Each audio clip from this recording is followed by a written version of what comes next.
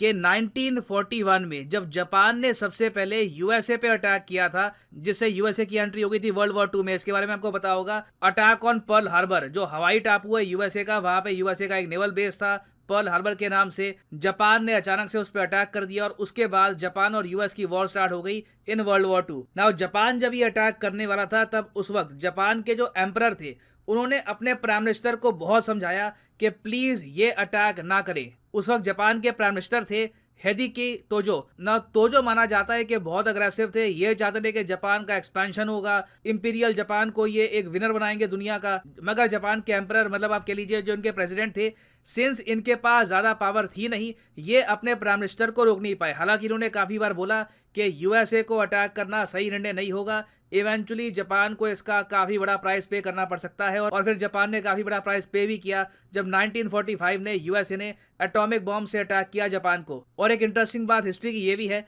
कि जब हिरोशिमा और नागासाकी को यूएसए ने कंप्लीटली फ्लैट कर दिया, वहां पर न्यूक्लियर बॉम्ब्स गिरा दिए, उसके बाद भी जापान की आर्मी, इनकी सरकार सरेंडर करने को तैयार थी नहीं।